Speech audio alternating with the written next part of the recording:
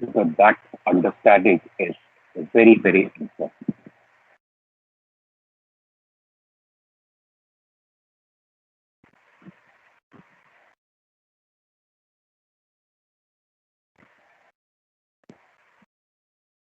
You can see the blank slide now, please.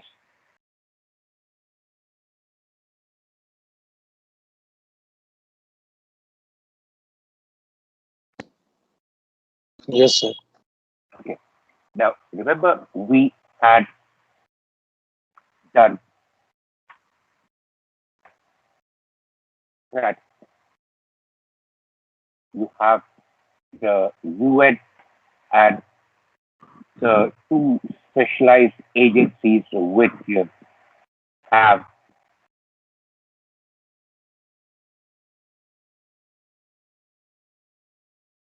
involvement with the world of shipping and the world of seafarers. One, of course, we had done the International Maritime Organization, headquarters London. The other was International Labour Organization with headquarters at Geneva. Now, the point is that ILO has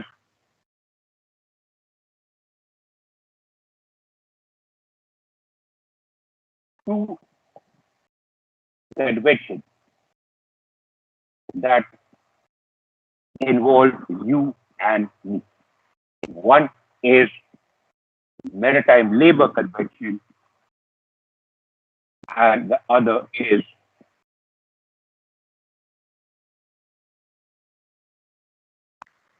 so the point is that system that we had done that a country goes and signs thereafter cuts and pastes it into its own law as the first process in ratification, all that remains the same.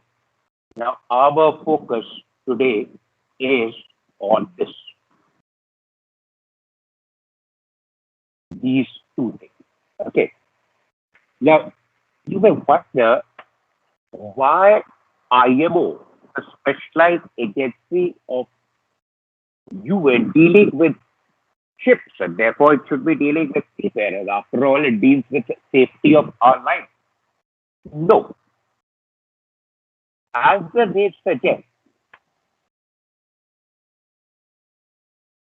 International Labour Organization deals with labor issues of a large number of global industries in the world. And let's face it, that we talk about globalization today. Shipping is the only industry which has been truly globalized for donkey years. What ILO does is it develops something called as ILS, International Labor Standards, basic minimum labor standards for the working professionals, workforce for various global industries, and expects that the countries will follow that to provide. And these the basic minimum labor standards known as the International Labor Standard, ILO develops it through its set of conventions. So the International Labor Standard for the seafarer, the latest set, basic standard, has been done in the Maritime Labor Convention. That is what is the involvement of ILO. And at the phase two level, this introduction initiative is more than sufficient. That how does ILO get involved with us? IMO तो भाई ठीक है, नाम ही मेरे time है तो okay, it will be there.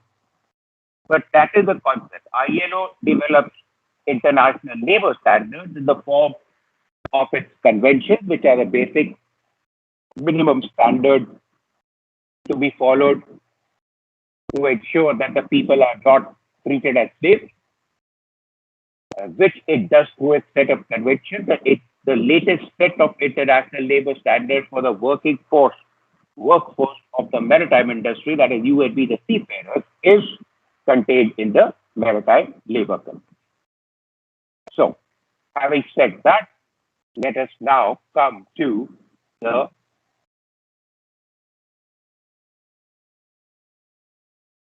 discussion on the Maritime Labor Convention.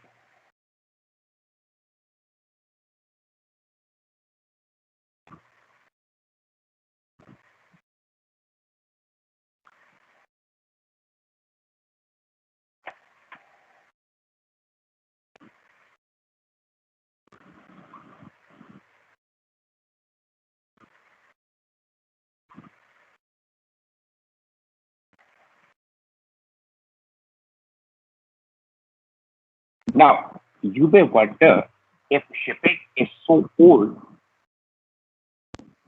why did ILO wake up in 2001? Oh, sorry, yeah, when the whole concept of developing the Maritime Labor Convention started and it was adopted in 2006. No,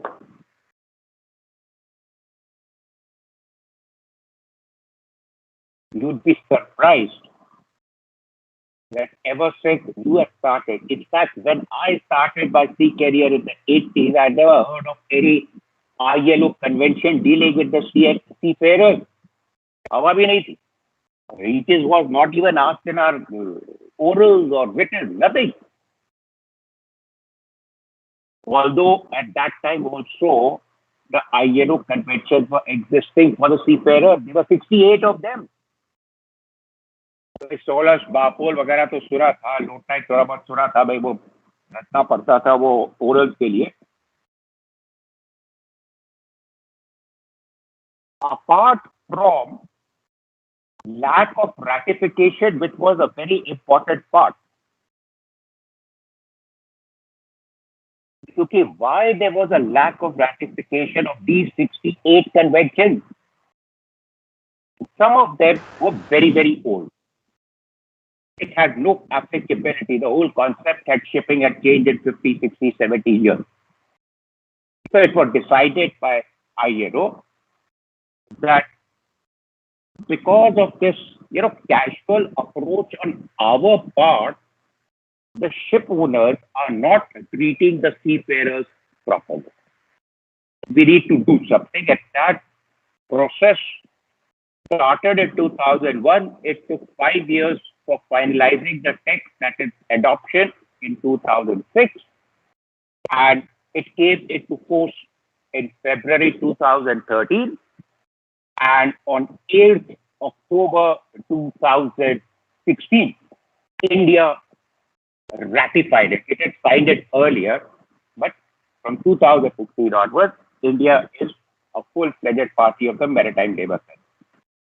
But now we need to understand, if there were 68 conventions, why they were just lying on the shelf. There was one very big problem in these conventions. And it was surprising why nobody, because all this background will help you to answer any of the questions pertaining to the Maritime Labor Convention, flag state and port state responsibilities.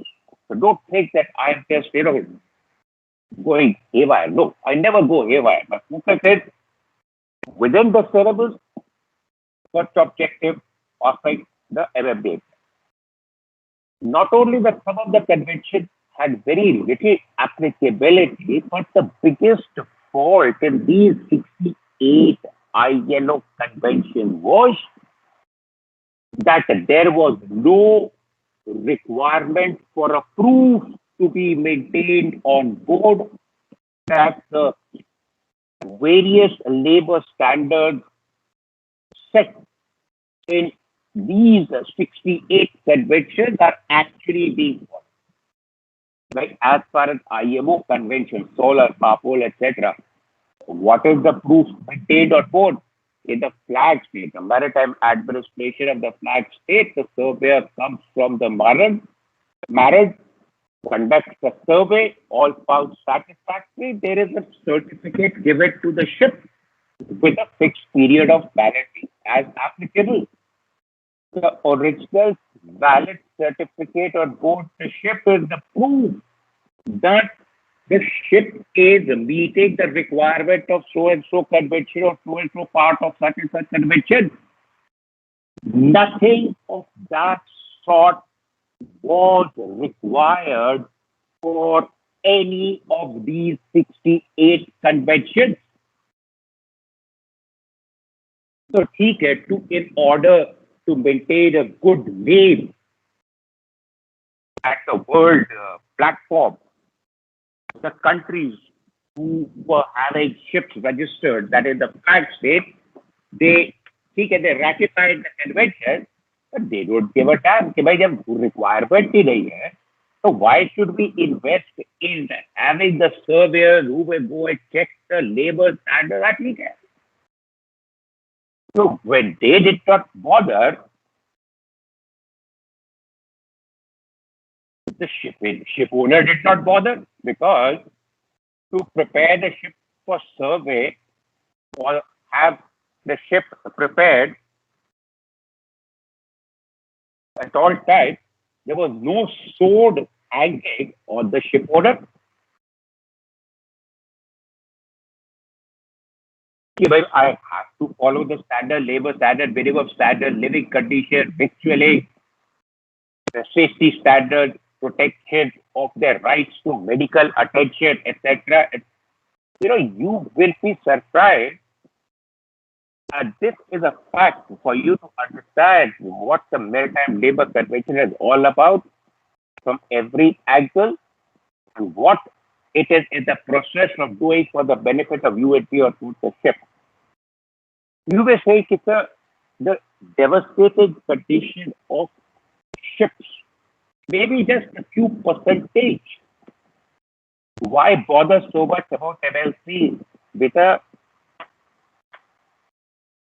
we Indian seafarers, basically officers, you would realize from your own experience, from that of your peer group in Merchant Navy, your friends, your relatives in the Merchant Navy, that an Indian seafarer, basically an officer, will very, very rarely be working for a fly-by-night travel agent kind of a shipping company. Very rare. We always associate ourselves with companies of repute, and it is fairly for a long time, not just one contract, jump here, jump there. No. You would realize that.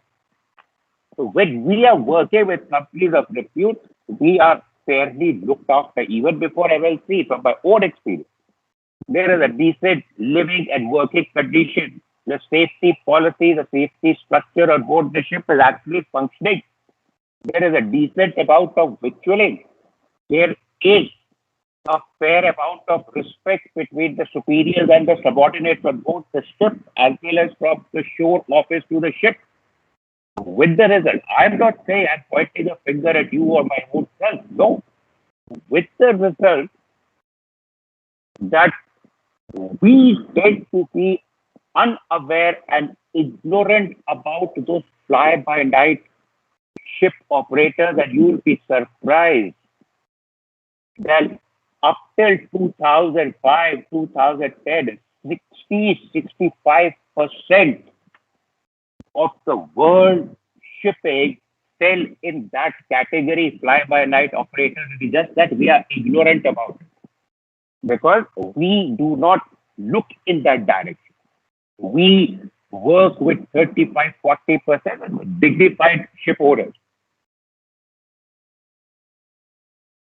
which, because of Maritime Labour Convention, is slowly reducing. That percentage is reducing. Now, coming back to the thing, when the sword was not hanging on the ship owner, When I'm making a lot of profit, I will think about giving something for my crew, otherwise that's it. So that means there was no control from the flag state. Now, you will say, sir, what about the port state control? Before Maritime Labour Convention, I'll just touch upon this. There is a misperception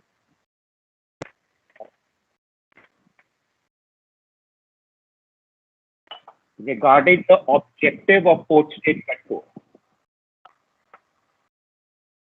PSC is not as a backup thing for the flag state. That may be the end result, but not the objective. Objective is one, expression of the port country's right to protect its territory or interest from any kind of damage or harm by visiting foreign ships. That is the objective. And how they decide, I may have said, but I need to repeat it here deliberately. How they decide whether the ship is a threat or not, they follow the basic standards of all the conventions.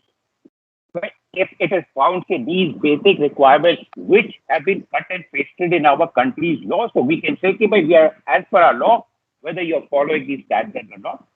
If these standards are followed, okay, you are not a threat, enjoy your stay, tata, bye-bye. And if any of the standards are found not to be followed, that means you are a threat. The threat is called as a deficiency. We will not allow you to sail till the time that threat is removed or the deficiency is been rectified. Why? Because of the deficiency, there is a threat. Why it is a threat? Because of the deficiency, if there is an incident or an accident within 0 to 12 nautical miles, whose headache will it be to clean that mess? The government of that country. They will arrest the ship and take the ship owner to claim for millions of dollars of damages. But court case can take 3 to 4 years. So immediately to ensure that the port does not get obstructed by any way affecting the local trade, the government of the country will have to spend time, money, energy, workforce to clear that mess. So a ship with a deficiency is definitely a threat. So the objective is whether the ship, the visiting foreign ship, is a threat or not. So before the Maritime Labour Convention, the port state didn't bother about the labor standard. Their focus was safety and prevention of pollution. Agar the ship is meeting the safety standard, prevention of pollution standard, why she's not a threat? Enjoy your stay, carry on. What have we got to do with the labor standards? Because whether the labor standards are being followed or not, it does not present a threat to a country. We don't give a damn. And also whether the labor standards are being maintained on the ship, it is an internal matter between the ship owner, that is the shipping company, and the seafarers that he has employed. What have we got to do with? So therefore, checking the labor standards never form part of the normal PSC inspection. These was the basic reason over decades for those fly-by-night operator ship owners treating the seafarers as slaves, and the condition was getting bad and bad. Therefore, at ILO, it was decided that we have to rectify the situation which resulted in the Maritime Labour Convention. And we will be going in detail between this and the next lecture on the nuances of the Maritime Labour Convention. But what was the focus?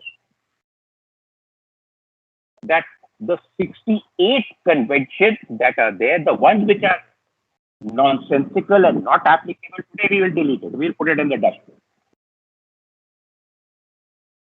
And the remaining 67, because out of the 68, one was the identity document, 59 Certificate, which was revised and enhanced and resulted in the seafarer's identity document. So remainder 67 dealt with the labor issue, like ILO 134 number, was occupational safety. ILO 147, it was maintaining minimum labor standards on the ship. There were many of them. We were, out of the 67, we will throw out the ones which are not applicable. The ones which are still applicable, we will enhance the minimum labor standards to be maintained on board as applicable to a modern day seafarer working on a modern day ship of the 21st century. That was objective number one. Objective number two, after enhancing the standards, we will consolidate into a single convention. Why go here like rats? Ye bhi karna hai, wo bhi karna hai, wo bhi karo. Consolidate into a single convention. And very importantly, number three objective was not to continue with the mistake of the past of not maintaining a proof on board. There has to be a proof on board that there will be proper and regular labor surveys conducted on the ship, and the ship will always carry a valid maritime labor certificate as a proof that the labor standards as given in the labor convention are being maintained. So the idea was tighten the rules around the neck of those fly-by-night operators, ship operators. You want to make money, fine, but damn it, you jolly well look after the seafarers, because out at sea they do not have the option to dial 100 or 911. And if you are not doing it, well, you are going to get caught big time in the port by the port state control. So, finally coming to the point, flag state, which I've been touching on for Title 5, the control measures, the responsibilities of the flag state at port is a very common question. So, flag state about the surveys and the maritime labor certificate and DMLC. So all the member countries of ILO are also the same flag state. They have ships registered in their countries, their territory, and also those countries are operating ports in their country, the member country. That means the maritime administration of that country acts as the port state control for the visiting foreign ships, which means that these same countries, they volunteered. Actually, they volunteered at ILO. Let's see, the port state control mechanism over the past 20 odd years is now taking shape. It is here to stay for the benefit of the world of shipping. We also have in mind, we do this in detail in ASF, that the 9 MOU regions, etc., so that the ship staff does not get harassed that every port in a PSC inspection, the port is in a different country. So we are here to stay. So we volunteer that we will now not only focus on safety and prevention of pollution aspects of checking or visiting foreign ships. As part of a normal PSA inspection, we will check the implementation of MLC. So the ILO as a body really appreciated that. So that's where the concept of the control measures are in Title 5, which I'll be doing in detail. Now, the most important thing here, now we are coming into with that caveat. Tell me something, you guys are with me up till now? Yes, Yes, sir. sir. Okay. Now, and by the way, I'm telling you, normally your MLC question is a full 25-mark question. It is rare, 5% of the time that, okay, what are the salient features of MLC? You're supposed to write 2.5, 3 pages. Okay, it is very rare. Normally, it is a 3 part, that by briefly describing the reason that what was the need for MLC. That's the reason that I do this, and it has already been sent to you in my own words, not to worry. And a June back, I'm sending it to you before the next lecture, not to worry. Actually, I had noted down in my diary that I have in the evening I have to do, but my father-in-law is very, very unwell with us. So in the evening I got involved with that. So I'm sorry for that. I couldn't send it as promised, but we'll get it today. So where was I? I forgot. What was I discussing? Apart from this, I was saying something. Yeah. There is one very important part that we need to. I was talking about the exact point of the Maritime Labour Convention. It is normally in 3 parts, apart from briefly describing the salient features of Maritime Labour Convention, or briefly describing or explaining that why it became a necessity for the Maritime Labour Convention. Write short notes on the following 3. Seafarers, if there's something, or something to do with accommodation, or role of flag states and port states with regard to this, or labor supplying countries. All that RPSL is a result of India ratifying MLC. I'll come to that. All these are very powerful. So having said that, you would have heard that master being the representative of the owner. So it was always master and the crew. Crew meaning the seafarers on board, officers. I mean, crew does not mean that we are also crew. We are all, our designation is as officers. So the point is, meaning that master cannot be part of a group on board and take to go against the ship owner, etc. Both traditionally and historically. But when Maritime Labour Convention was formed, they gave a very broad definition of the term seafarer.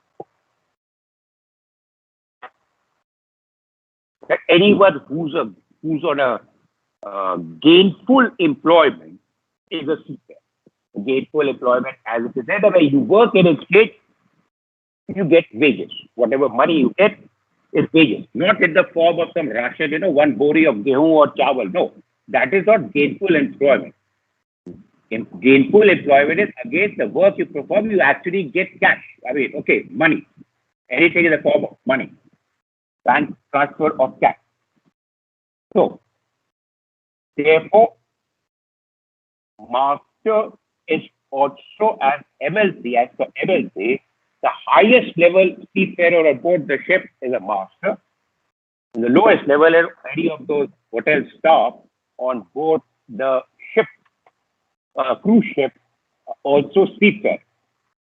So, meaning is Maritime Labour Convention is applicable to any seafarer on board based on this definition, and every of that seafarer or a particular ship is governed by the rights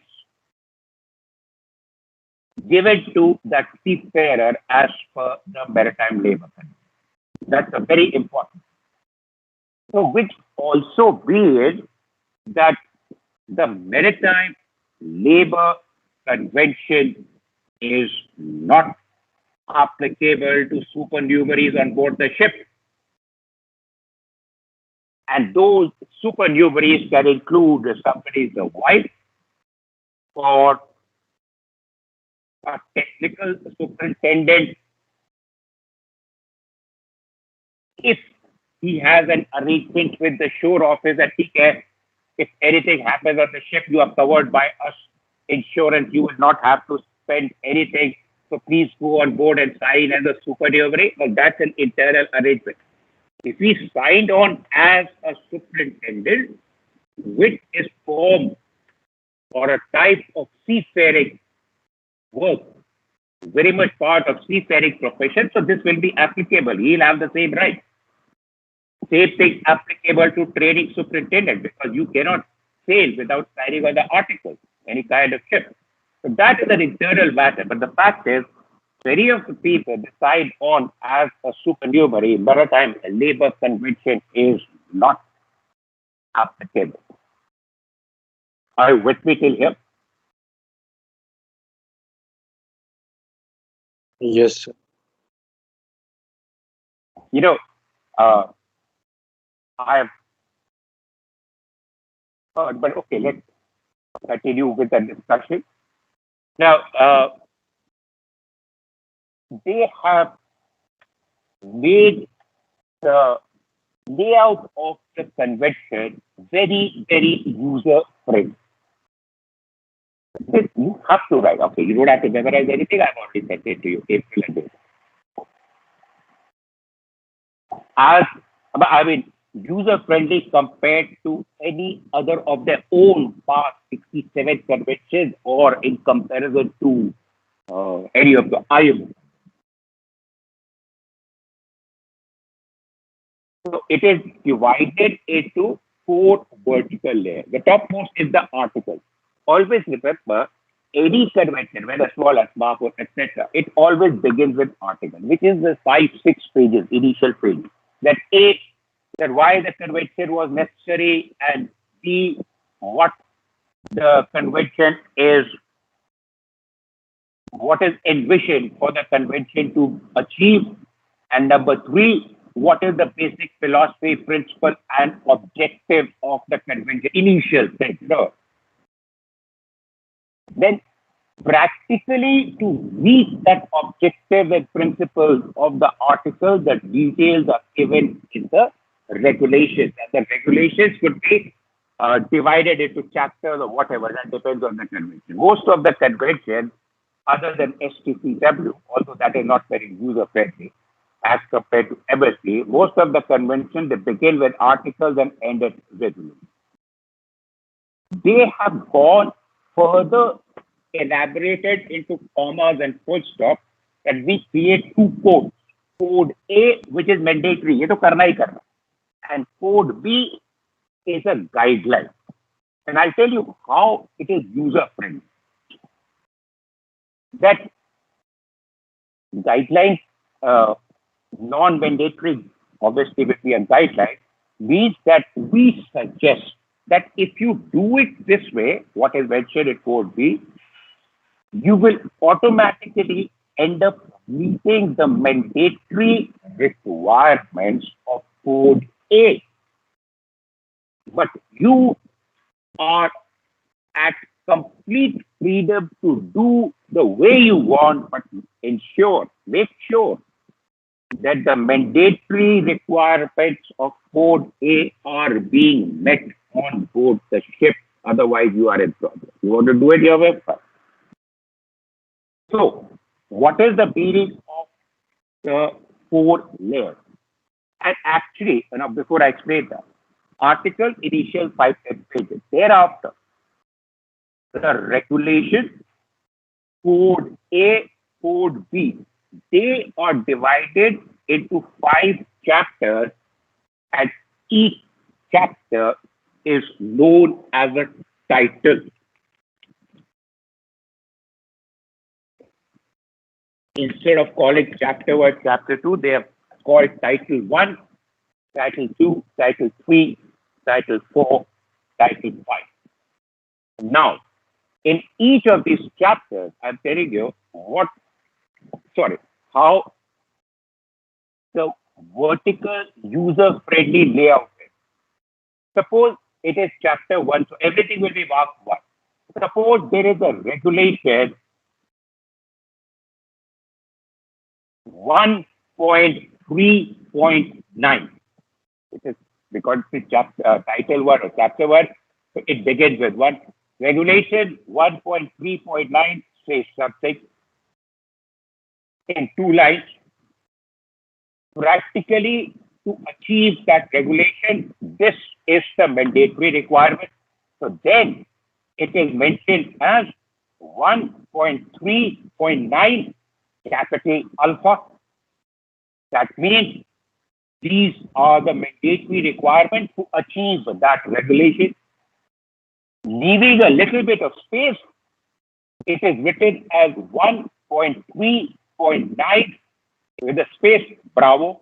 But these are the guidelines, take it or leave it, but make sure 1.3.9 alpha is being met.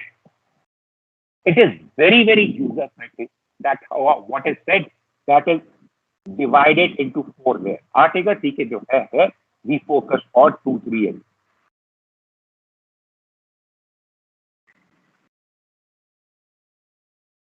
are you with me till here?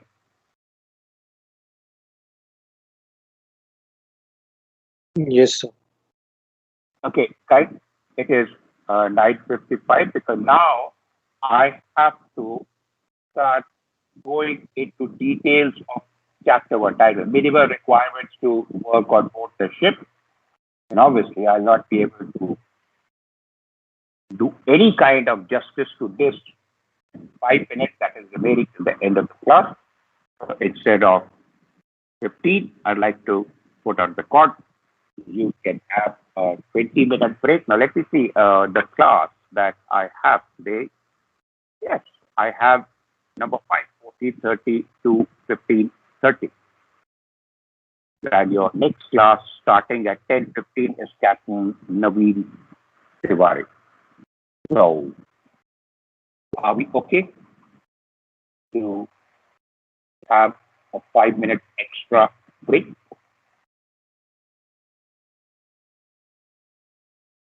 Okay, sir. Thank you. Thank you, sir. Yes, sir. Thank you. So now what I will be doing a brief run through for the 5 titles, and that will help you answer the question if it is in a generalized form, entire 25 mark without any parts, that what are the salient features of Maritime Labour Convention 2006.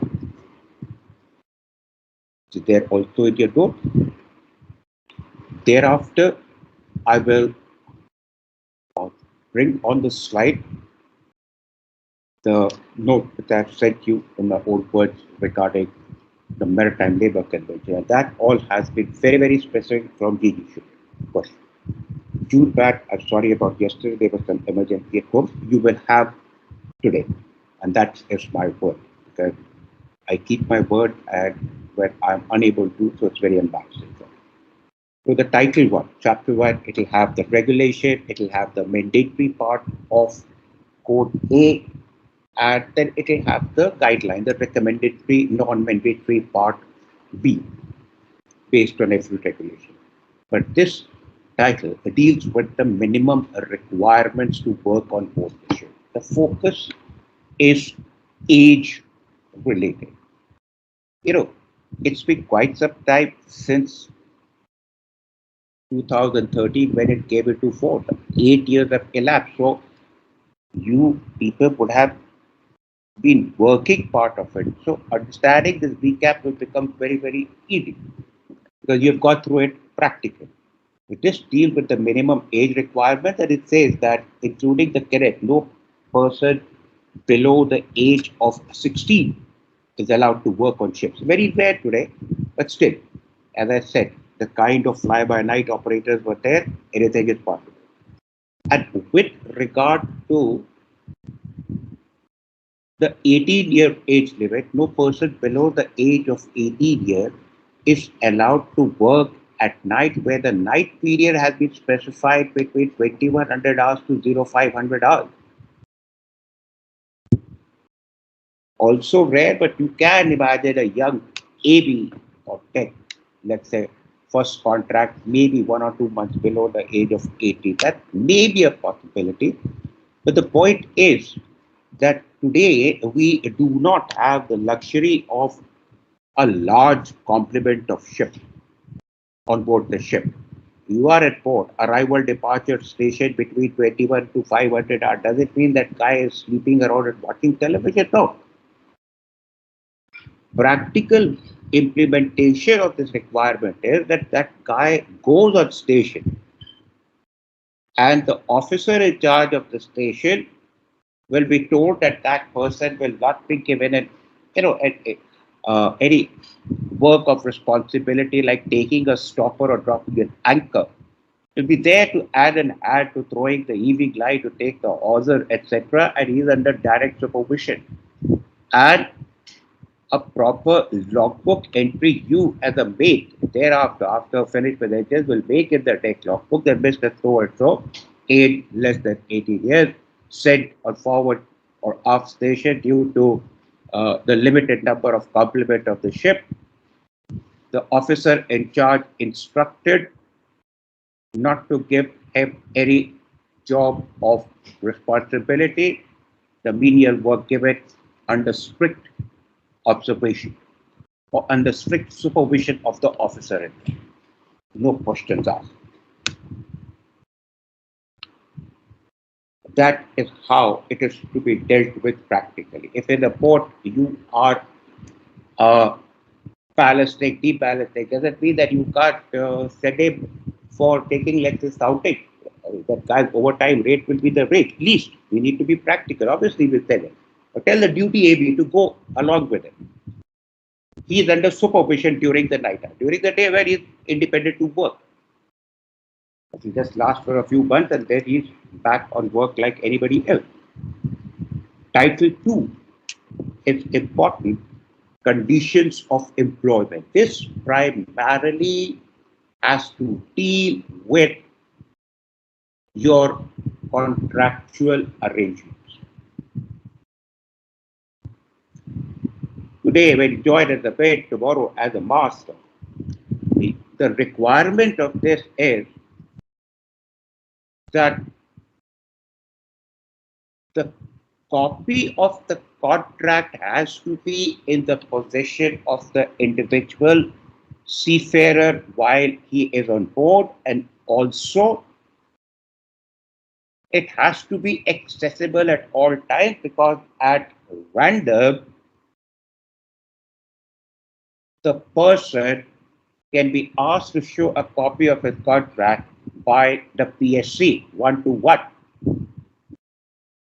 And what are the kind of questions which will be asked to him? Are you getting the wages what is mentioned in the contract? Obviously, he says yes. If he says no,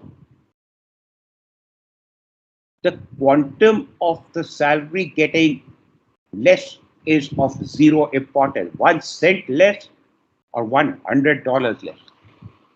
The PSC inspectors have been trained to walk away from the ship, get a detention order, then talk to the captain. This was the only way to get rid of those fly-by-night operators. Where they would ask a seaman to sign for $1,100 and they were getting paid $700. $400 being pocketed every month by the company, saving on taxes, black money. Very common scenario. This is how it's going to stop. Hours of work and hours of rest. Well, I don't want to go into the practicality of it, but it is very clear for maximum hours. Hours of work is maximum, hours of rest is minimum. 14, maximum, 10, minimum, 24 hours in a day. 72 hours per week, 77 hours per week, hours of work and rest respective. A very perennial question is, how do you count the 24 hours? Well, you can count from any day, any time. Make sure that you're counting from 100 hours till today.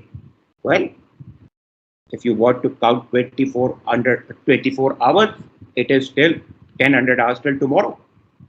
You know what is the scenario. You're calculating your 100 hours from today, to make sure the next 7 days are accordingly, whatever day or time it may be. That much of flexibility is there. And it is endeavor. It is required to be endeavored, not necessarily it has to. And that is under the mandatory requirement that has to be endeavored that out of the rest hours, once in 24 hours, a period should be of minimum 6 hours. Then it is constituted as rest. Title 3. This we will take it one by one. It deals with accommodation, recreation, food, and catering. With regard to accommodation, there were regulations which were applicable to old ships, till then they are scrapped, and others to new ships. What is a new ship as per the Maritime Labour Convention? Very simply put,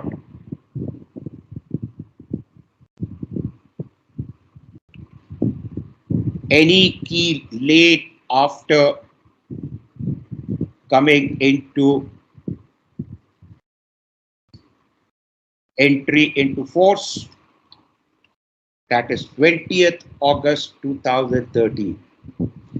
Any ship whose keel is laid after 20th August 2013 will be a new ship.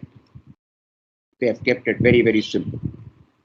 Having said that, for new ships, it says no more twin sharing cabins, including the captain.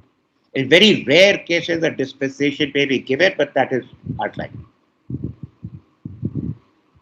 Everybody will have a single cabin. Now, in Code B for the same regulation, it is advised.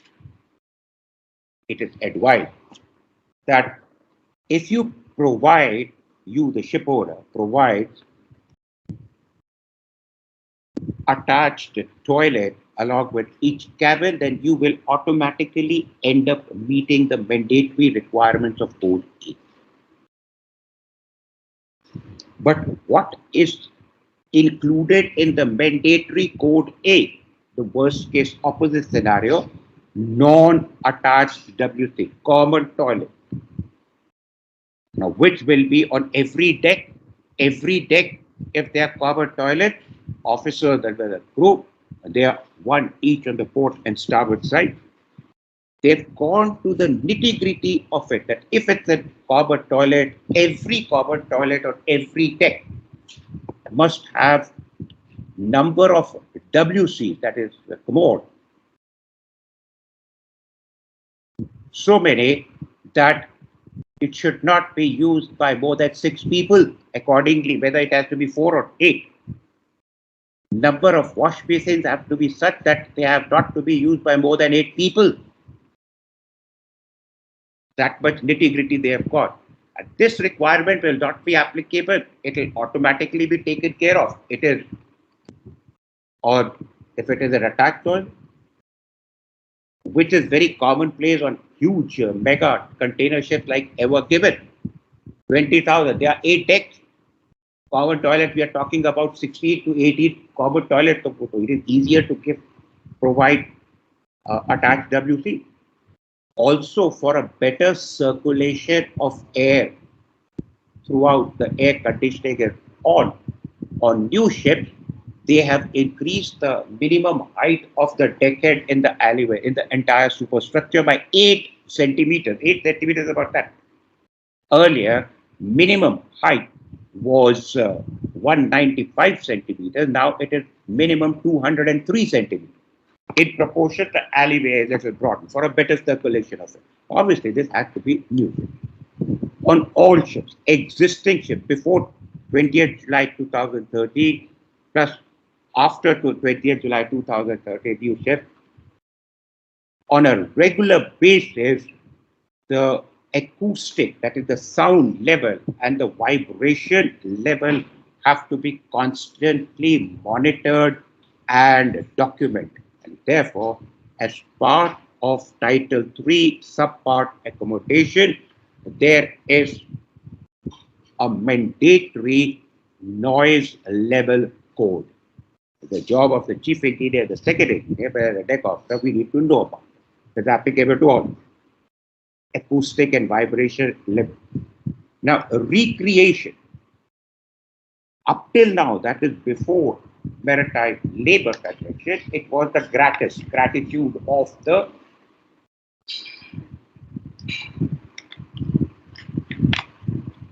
ship owner. There's an entertainment club. Okay, put $200 in that. 8 months, nothing. The fly-by night operator, that is not an issue. No entertainment, nothing. You take care of it yourself. Now it is a requirement. What is the requirement? They have created, as part of this, 7 recreational facilities. And it is a mandatory requirement of Part A of the code. Out of those 7, any minimum 3 have to be provided. Most of the ship owners are going in for more. Like, okay, there could be a swimming pool, gym equipment, there are a number of other things. I think it's quite commonplace these days to find the gym equipment on board the ship. It is because of it. Plus, officers and crew must be given access to internet and email on board, which is different from your recreational facilities which have to be provided. And the charging has to be on exactly based on the time of usage of the internet facility. Yeah, right. Every usage plus $5 has to be added, and that $5 is going in the company's pocket. No. It's something like we used to make the satellite phone call when internet users. The simple thing is logic. When the SATCOM or the ship on shore had started, it was rather expensive, but today it is not even an issue for, anyone. Yeah, it is so cheap. And next 10 years down the line, it is going to become phenomenally cheap. Then why you and I in the middle of the ocean should not be given the facility and access to it? Yeah? I had heard that when mobile phones had come to India, it was good 10-15 rupees per minute that one had to pay for incoming call. Very soon after that, incoming became free. Outgoing, the plans started coming, competition increased. It is not an issue. Yeah? It is like today a sabzi wala also has that mobile phone. What's the big deal? It is going to become cheaper. It is going to increase the facility. Plus, regarding the conveyance part of it, this is, people you don't know, and as a mate you have to know, and tomorrow as a master, that not in every port. It very clearly says, not in every port, but from time to time, the ship owner has to organize for conveyance where it is possible for the seafarers on board to go ashore. Now, what does practically mean? A number of times before MLC used to happen, that 10 days anchorage, inner anchorage where launch was acceptable. Agent comes on board, captain says, well, we want launch service. Yeah, okay, captain can arrange, but one trip is $800. Oh my God. The captain to jump and he would call the superintendent, can we order this, and the crew has to go ashore and something, etc. All that part. All that is finished. Just like victualling, master given for conveyance. The budget for conveyance reports, like whether it is organizing for a bus service or launch service, etc. A budget would be given to captain. 6 monthly budget or yearly budget. The captain can accordingly decide how much is balanced, when the next slot will be granted for conveyance. Accordingly, he can discuss and arrange. Finally, about food and catering. there is a very important part you have to be aware of. Henceforth, the main cook on on board the ship has to be properly trained and certified by the flag state. Now the point comes, what is the practicality of this? I'll tell you how it is going to work, and then I will tell you the Indian scenario, DG shipping order with regard to this. The cook of XYZ nationality gets trained as per MLC requirement, not only for culinary sake, but also for safety. There are institutes who are providing. He gets the proper certificate from the government of his nationality. He comes on board with that. And like you have seen, Panamanian ships or Liberian ship based on our Indian COC and Indian CDC, we get the equivalent COC and equivalent CDC. Similarly, the fact that he's carrying a certificate as per MLC, there's a format is given in MLC. The master is happy because eventually he will scan that copy, send it to flag state to send the equivalent one. And thereafter, till the time the cook is on board the ship, he is meeting the requirements of being certified by the flag state, and the certificate of training he in any case is carrying. This is so serious a matter. When a cook reports to office, when you become a master, you welcome him. First thing you ask him, are you carrying your training certificate? If he says no, I have got, tell the agent, please take him, book his flight. He goes home, he's not signing off. Because next port, detention of on arrival, if there is a PSC inspection, it is that serious. Are you with me so far? Yes, sir. Title 4, Medical and Social Protection. As I said, that when they were consolidating the applicable of those 67 conventions, they enhanced the standard. What were the standards enhanced? That now the medical facilities includes your dental filling or extraction or something. And it also includes that while you are on board the ship, if your eyesight deteriorates, the ship owner will get you the applicable spectacle. Of course, he will put it in his labor policy, which will be part of the labor manual on board, that you cannot order for a Cartier or a Hugo Boss frame. It will be the basic frame, but applicable then. They have enhanced that. And because the extent of medical protection has increased, that is why after MLC you would have heard from your peer group, the seniors, you yourself have faced that before joining a ship, the medical examination has become very, very serious. It can last for 2-3 days. You are sent to a dentist, you are sent to an eye specialist, ophthalmologist, you are sent to a heart specialist, you have the treadmill test, your blood, a urine sample for a large number of tests, everything. Because that is paid by the owner, because he says that if I don't take this seriously for the seafarers that I'm employing and putting on board the ship, Kalko, the moment he signs off, if any medical thing happens seriously, it is on my shoulders. So it is better to focus more on the seriousness of pre-joining medical rather than face the flak. Later on, I'm talking about 80s by second wave time where medical examination was a you can't call it a sham or a fun.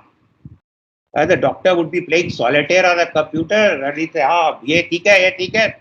Less than 5 minutes medical side. He's charged the company a big heavy fee. All those days are gone.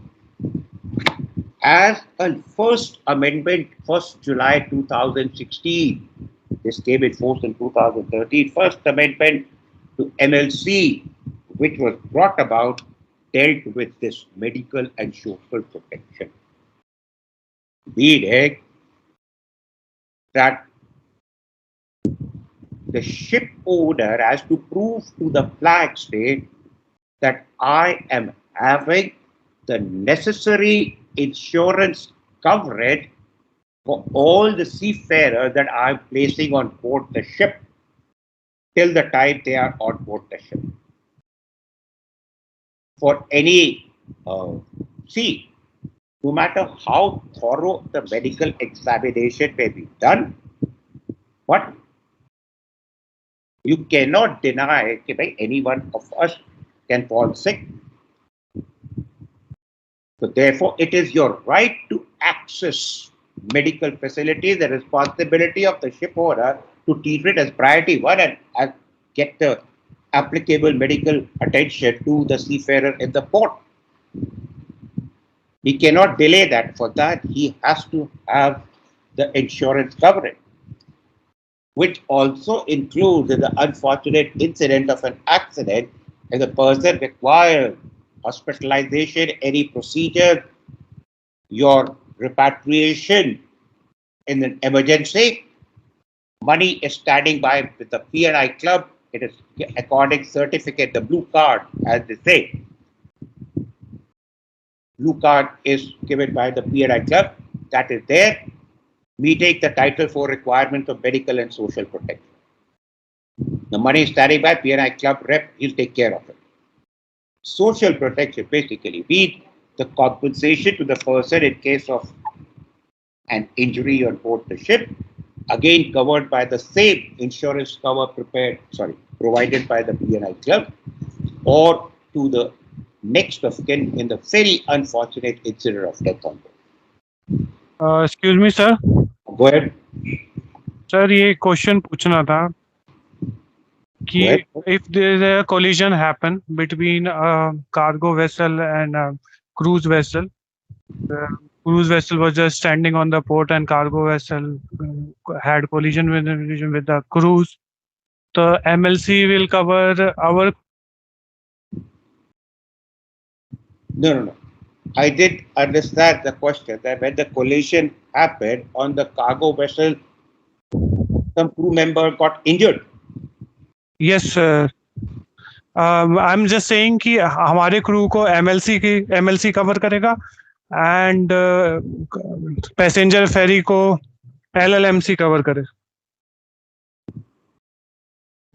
Okay, there are two different things. First of all, initial on MLC as part of that insurance, any injury to the crew member standing on the forecastle, it will all be taken care of. Practically, what will also happen that while settling, that they'll pay for it, P&I.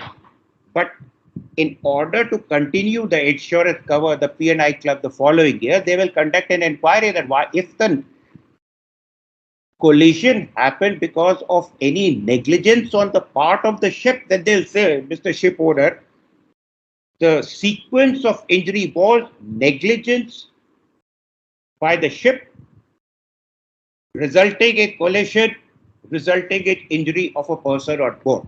So the start point was negligent. They will say, "Humne abhi de diya tha, but we will adjust it next year's premium. You will have to pay for it." Practically, that will happen. What with regard to if a passenger gets injured on the passenger ship, then you're 100% right. That will be covered as per LLM under the personal claim limit. Okay, sir. Sir, MLC तो कोई role नहीं play करता ना? नहीं, MLC वहां पे आएगा if it is a member of the crew, seafarer of the passenger ship. Okay. Correct? It is only applicable to seafarers, not to supernumeraries, not to passengers. I'm talking about MLC. Okay, sir. Okay. So Understood. वहां पे you are 100% correct, 10 on 10. If passenger को injury आएगी तो that will be LLMs. Okay. Yes, sir. Thank you. Okay. The last part answers the very specific question which is asked, responsibility of the flag state. The Title 5 is as the focus on MLC to ensure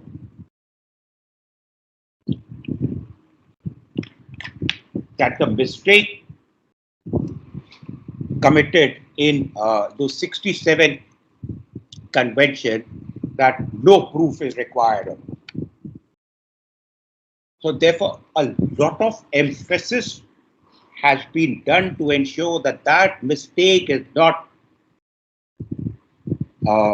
committed again. A lot of emphasis, therefore, on compliance and enforcement. So we are talking about the compliance part of it, which is the responsibility of flag. Now, they have chosen 14 parameters based on Title 1 to 4. Your Title 1 to 4, your minimum requirement to work on ships, conditions of employment, accommodation, recreation, and food and catering, medical and social protection. 14 parameters have been chosen, and out of these, covering all the 4 titles, because the title number 5 is to ensure that those 4 titles are being implemented. And those 14 parameters will always form part of any kind of labor survey done by the flag state, or will form part of the labor checking as part of your PSA inspection. 14 parameters. So always use those 14 parameters as a ready reckoner before arriving aboard that, okay, is the ship meeting this requirement? You are a happy mate and tomorrow you are a happy master. Because they'll also focus on that. Now, where will you find it? On the reverse of the DMLC, Declaration of Maritime Labor Compliance.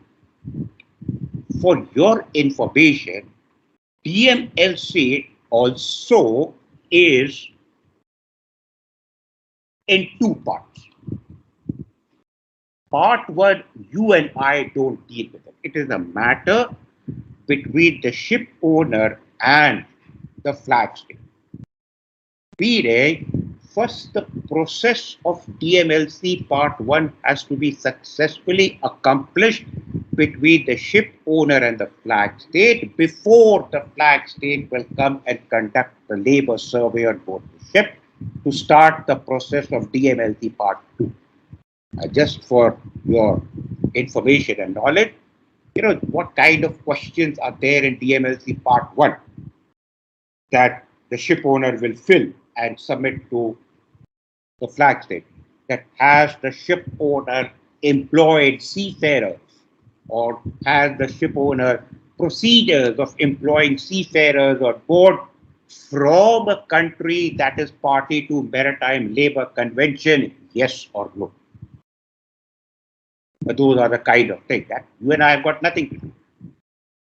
So DMLC Part 1 is issued to the ship owner, original kept in the company's head office. We don't even have to maintain a copy. After checking of the 14 parameters, the ship is initially issued DMLC, which is actually DMLC Part 2. And when the DMLC is issued, thereafter, the Maritime Labour Certificate is issued, which is valid for 5 years. And the DMLC and the Maritime Labour Certificate have to be stapled together, because in the absence of this DMLC on board, the Maritime Labour Certificate is actually a toilet paper. It is that serious. The PSC inspector will immediately stop checking the remainder certificate. He'll walk away, get a detention order. It is that serious a matter. So that sword is hanging on the ship owner's head. He has to ensure the proper annual budget that I have to meet continuously throughout for the benefit of the seafarers who are working on my ship from where I'm making money. And the 14 parameters are being enforced and implemented 24/7 on board the ship. To supplement this as a support, the enforcement part, as I said, has been undertaken by the port state control.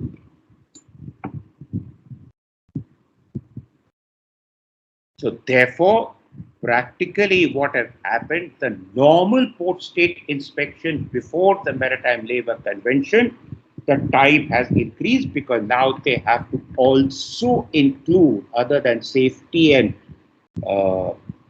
pollution prevention, the labor standard being maintained as per MLC, nothing further. And therefore, in MLC, it is written in the article that if any of those 14 parameters are not, like the PSC has the powers to detain the ship, no matter how many other things may be perfectly in order. It is very serious. And one final thing, you may say, "Arey sir, practically kaha hota hai aur ye vagera vagera." Okay, I can understand, but we cannot deny the betterment because पहले तो वो option ही नहीं exist करता था in the hands of a seafarer, which is the right to complain. But before that, ये नहीं कि because right to complain है तो हल्के छोटे से flag state को लिख दिया, PSC से complaint कर दिया. No. Those people have also been trained. अगर complaint वही है तो सबसे पहले complaint meaning outside the ship, their steps have to be followed by the seafarer. First by the shipping company, the ship owner, then the seafarer. The first step is, as part of the labor manual on board, as the ship owner developed a documented complaint procedure for the seafarer on board the ship, to the captain and whatever complaint that is received. Yes, they are documented. If a seafarer has a complaint, he has a responsibility to first follow the complaint procedure of the company.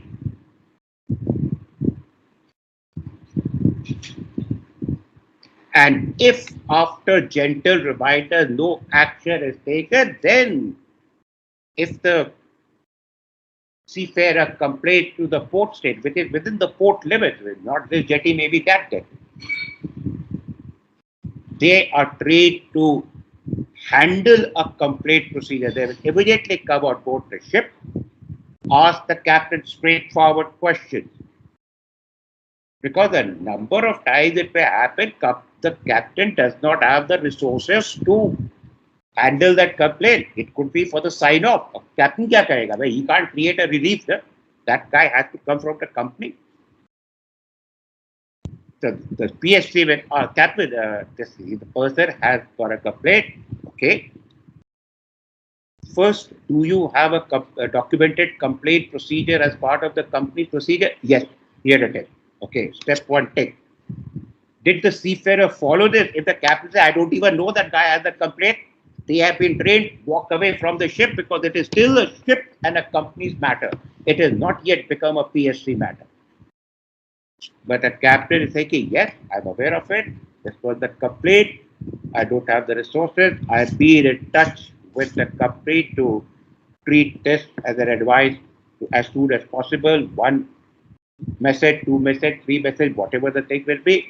Then in all likelihood, then the PSC will ask Captain very decently, Captain, what's your opinion and how soon do you think that it can be rectified? Because complaint is a complaint and it has to be respected. I'm talking about practical things which you can put in the answer. So if the PSC decides, the captain will have to detain the ship. Fair enough. Captain doesn't have to panic. It is beyond his hands. It's the company who should jump. This is a very important thing. So whether it is flat state or whether it is posted, they have been trained. Just because of complaint, oh my God, it is priority one, cancel the license of the ship owner, no more registration, yeah, no. Take it easy.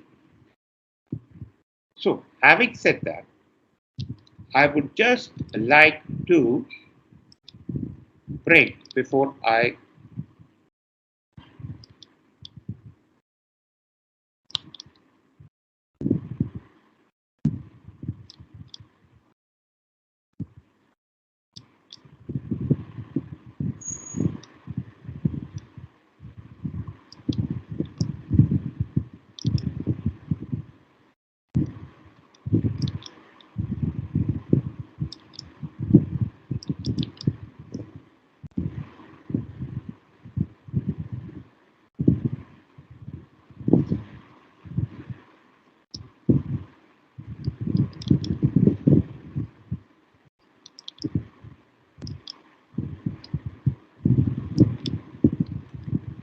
guys, can you see this Word document? Yes, sir. Yes, sir. Okay, June back, we're getting all of them. So, the point is, whatever we have discussed, salient features, everything from the exam point of view, etc., everything, the procedure for issuance of the documentation, the certificate, then this is question as the duties on board as a chief officer. India and MSC now. These are seafarer are the work and rest. These are very, I've taken out the questions from the past DDS paper. इसी में से घुमा फिरा के आते हैं. This is hardly a 10-11 page document. You can just go through that and that. For example, recruitment and placement service requirements as per MLC. Just a short answer. Then, very common question, what is the social security protection under MLC? Not so common, but it is also common. All right, 4 points. Responsibility of labor supplying nation, a small thing. What are the food and catering standards? Everything. इसी में तक घुमा फिरा के आते हैं, and just the way I am talking to you, this is exact occupational health, medical care, accommodation, recreation, then P&I and ship owners liability. This is what the amendment effective 1st July 2016, which has come into force. So having said that, I feel that we have covered all aspects of the Maritime Labour Convention. I have one lecture tomorrow. I plan to do the Bunker Convention because we have done the CLC and the Fund Convention, not with the June back. You just sit in the lecture tomorrow because I will do it again with you after doing the CLC and the convention. So not to worry. So it's 15:25. If everything all okay with all of you, can we have a little extended break instead of a 15-minute? Can we have a 20-minute break? Your next lecture is starting at 15:45. Captain Ajay Puri. You okay with that? Yes, sir. Thank you very much. Have a good afternoon. Enjoy the rest of the day. I have tomorrow lecture number 3, that is at 11. Guys, bye. I will see you tomorrow. Thank you very much.